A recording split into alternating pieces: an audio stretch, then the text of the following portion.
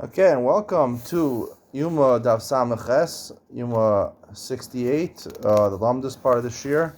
It's being sponsored by nobody, by myself. If you want to sponsor it, I'll take some money, That's not give a good share, right? All right, so the Mishnah on Samachan and Beis says, Amrul L'Kohen Gadol Agia Sir Lemidbar. Rashi says, in order to start the new avoda, we're going to read in the next parak about reading from the Kriyas Torah. He has to wait till the Sari Mishaleach gets to the midbar, and the Mishnah details how do they know they got to the midbar. And the Mishnah says, they didn't have to wait for someone to walk a mill and come back a mill and wait a mill. They knew it got to the midbar from a different way. Like we said in the shir yesterday on Samach Zayin, that originally they used to tie Lashon Shel Zahuris Hayakash Al Pischa Shel Heichal Kshegia Sar LeMidbar Hayalashon Malbin Shneimar Yut Chadateichem Kashanim Gshel Albinu. That originally, before they changed the takana that they should tie the crimson wool to the animal and to the rock near the cliff, they used to tie it in the Heichal in the base of Midrash. So they saw that became white, so they knew that the seer got to the midbar. Whatever we see from this Mishnah is very clear. Again, what I was saying yesterday's shir is that the mitzvah of the Sir Mishaleach is Higil Midbar. That's when you start the next parsha. If the mitzvah was that you had to wait until it's thrown off the cliff, then you'd have to wait till it's thrown off the cliff in order to start the next avoda. Obviously, the avoda is complete once the Sar gets to the midbar. They made, as I said yesterday, they made a takana derabanan that the seer has to be pushed off. The cliff. That's the takana derabanan. I want to bring one more proof to this from a Gemara on Samech Vav and Beis. The Gemara says. The Gemara Darshan to Ish Iti on the top of Samech Vav and Beis. It says Iti, the first line, Iti vafilu b'Shabbos, Iti vafilu b'Tumah.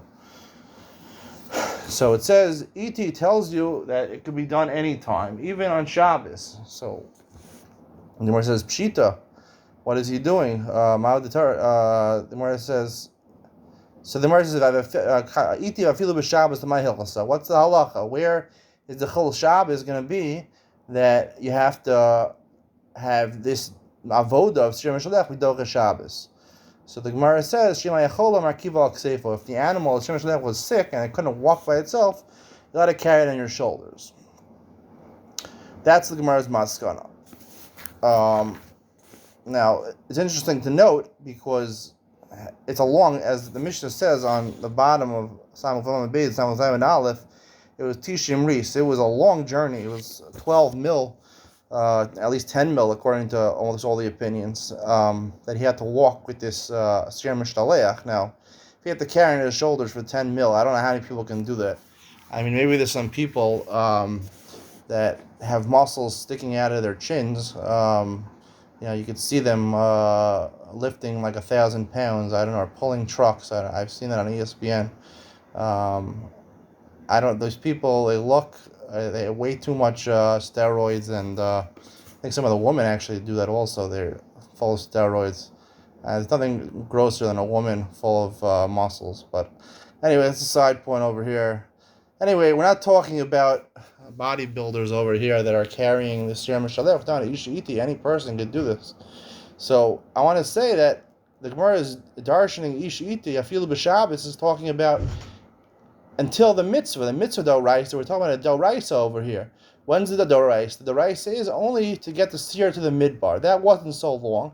That wasn't so far. To get outside of Yerushalayim. Once you get outside of Yerushalayim, that's physically possible. To carry it 12 mil, I don't know if that's physically possible. But to carry it 1 mil or maybe shorter, that is possible. And then the Gemara says, Amar Rafram, Zoso Meres Erev Otzal Shabbos and Erev Otzal Yom HaKippurim. Rafram says a statement. He says, based on the fact the Gemara had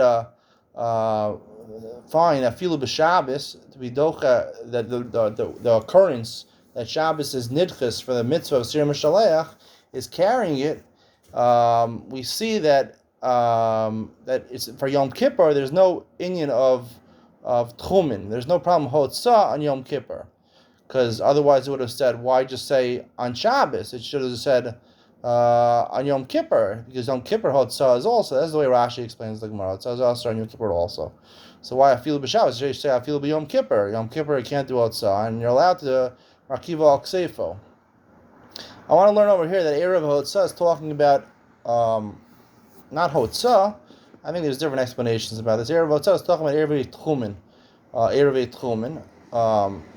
It's talking about the second leg of the journey, meaning, since we said it, the mitzvah derabbanan is to carry it from the beginning of the midbar until the point where he throws it off the cliff. That's the Gemara of the mitzvah, according to Midrash. So the Gemara says, we see that there's no inyan of tchumen on Yom Kippur. Why is there no inyan of tchumen on Yom Kippur? Because there's a shita, Rabbi Akiva holds that tchumen is d'oraisa. So when was there an issue of tchumen? The issue of tchumen was not to get to the midbar. To get to the midbar was a mill that's under 2,000 amos. You're allowed to walk that amount. That's not an issue of tchumen. The tchumen was to get from the midbar to the cliff, and that's an inyan of tchumen.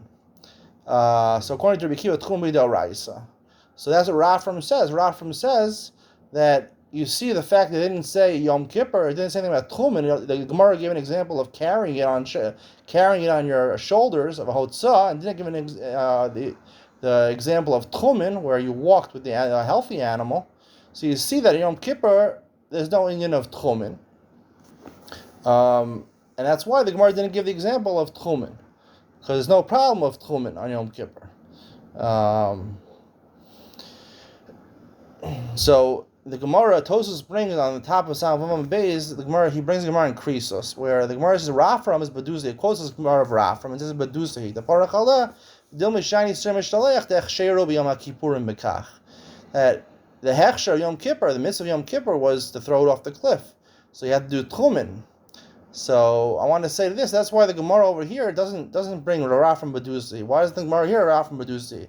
Because over there, the Gemara is talking about a mitzvah derabbanan over there. Rafram on a derabbanan level. On a derabbanan level, Rafram is wrong, because on a derabbanan level, there's a mitzvah derabbanan to throw the seer off the cliff, to take it to the cliff and throw it off the cliff. So it's very possible that there is a tchumen, maybe not like Rabbi Akiva, but tchumen derabbanan, as we hold the halacha.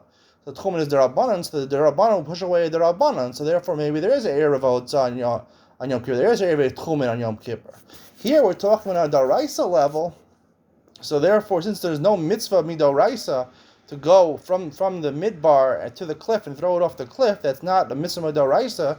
Our Gemara is talking about iti v'afilu b'Shabbos. That's why the Gemara picks hotzah, carrying it, as the malacha that's nidchis, and not tchumen, because tchumen is possible as a machlokas whether tchumen is the raisa or the rabbanan. If it's the raisa and et is referring to tchumen, so that can't be, because it wouldn't be. There's only a mitzvah the rabbanan to throw it off, not a mitzvah the raisa. So the rabbanan wouldn't be docha the raisa of tchumen according to Rabbi Akiva, and therefore it would come out. Our Gemara is saying, like Rafram doesn't say Badusi. Rafram would say from our Gemara it's conclusive. Ain't erev hotzah. There's no erev tchumen on Yom Kippur.